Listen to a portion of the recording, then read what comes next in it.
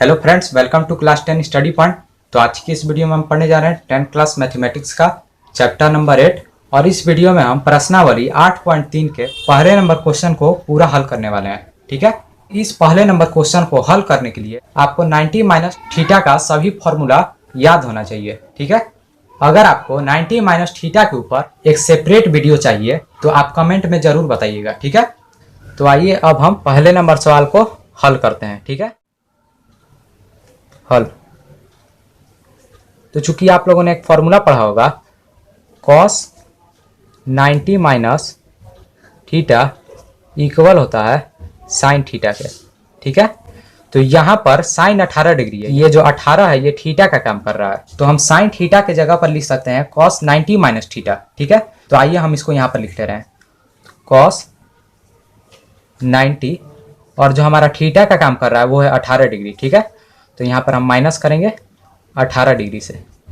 ठीक है, और divided by cos 72 degree is equal to, cos था तो हमने cos लिख दिया, जब 90 में से 18 जाएगा तो 72 हो जाएगा, और ये डिग्री में होगा, डिवाइडेड बाय cos 72 डिग्री।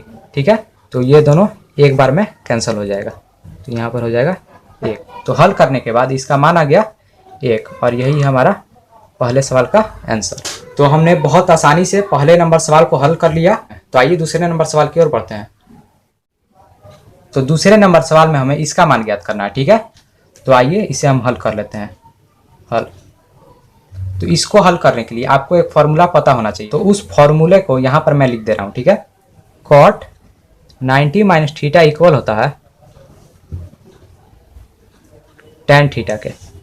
ठीक है, ये आपको फॉर्मूला याद होना चाहिए। तो चूंकि tan थीटा इक्वल होता है cot 90 माइनस थीटा के, तो यहाँ पर है tan और ये है थीटा, तो इसके जगह पर हम लिख सकते हैं cot 90 माइनस थीटा को। ठीक है, तो cot 90 माइनस थीटा का काम 26 डिग्री कर रहा है। ठीक है, तो यहाँ पर हम लिख देंगे 26 डिग्री डिवाइडेड बाय, तो यहाँ पर था cot 64 डिग्री, तो यहाँ पर हम लिख देंगे cot 64 degree is equal to, cot था तो हमने cot लिखा, और 90 में से 26 जाएगा तो 64 हो जाएगा, और ये डिग्री में हो जाएगा, डिवाइडेड बाय cot 64 डिग्री। ठीक है, cot 64 डिग्री से cot 64 डिग्री एक बार में चला जाएगा। ठीक है, तो यहाँ पर हो जाएगा 1, और ये हो जाएगा आपका दूसरा सवाल का आंसर।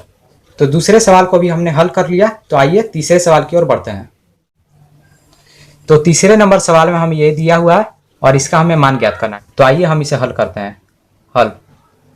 तो इसे हल करने के लिए आपको एक फॉर्मूला पता होना चाहिए, जो कि मैं यहाँ पर लिख दे रहा हूँ।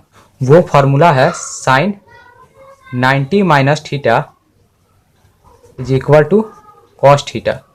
ठीक है, तो चूंकि यहाँ पर देखिए ये है कॉस और ये है उसका थीटा, तो चूंकि कॉस थीटा के इक्वल होता है साइन 90 माइनस थीटा, तो यहाँ पर है कॉस थीटा, तो इसके जगह पर हम लिख सकते हैं साइन 90 माइनस थीटा। ठीक है, तो यहाँ पर हम लिख लेंगे साइन 90 माइनस, तो थीटा के जगह पर 48 है, तो यहाँ पर हम लिख लेंगे 48 डिग्री। ठीक है, और यहाँ पर माइनस था तो हमने माइनस दिया, और यहाँ पर है साइन 42 डिग्री, तो हम लिख लेंगे यहाँ पर sine 42 degree is equal to, तो साइन था तो हमने साइन लिखा, 90 में से 48 डिग्री जाएगा तो 42 डिग्री बच जाएगा। ठीक है, तो यहाँ पर हम लिख लेंगे 42 डिग्री माइनस में साइन 42 डिग्री। ठीक है, साइन 42 डिग्री में से साइन 42 डिग्री माइनस होगा तो इक्वल हो जाएगा 0 पे। ठीक है, तो ये हमारा तीसरा सवाल का आंसर।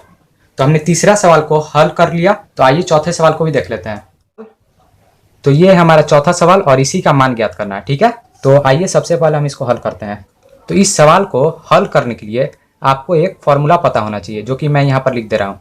वो फॉर्मूला है सेक 90 माइनस थीटा इक्वल होता है कॉसेक थीटा के। ठीक है, तो यहाँ पर देखिए ये कॉसेक है और ये है थीटा, तो कॉसेक थीटा इक्वल होता है सेक 90 माइनस थीटा के, तो हम कॉसेक थीटा की जगह पर लिख सकते हैं सेक 90 माइनस थीटा। तो आइए हम सेक 90 माइनस थीटा को लिख लेते हैं। सेक 90 माइनस थीटा की जगह पर 31 डिग्री है, तो यहाँ पर हम लिख लेंगे 31 डिग्री, और माइनस था तो हमने माइनस दिया, और यहाँ पर था सेक 59 डिग्री, तो यहाँ पर हम लिख लेंगे सेक 59 डिग्री। ठीक है, इज इक्वल टू, सेक था तो हमने सेक लिखा, जब 90 डिग्री में से 31 डिग्री घटेगा तो 59 डिग्री हो जाएगा। ठीक है, और माइनस था तो हमने माइनस लिखा, और सेक 59 डिग्री। तो सेक 59 डिग्री में से सेक 59 डिग्री घटेगा तो इक्वल आ जाएगा 0 के। ठीक है, तो ये है हमारा चौथा सवाल का आंसर। तो इसी के साथ हमने पहले नंबर क्वेश्चन को पूरा हल कर लिया। तो ये वीडियो यहीं पर समाप्त होता है। तो थैंक्स फॉर वॉचिंग। बने रहिए क्लास 10 स्टडी पॉइंट के साथ।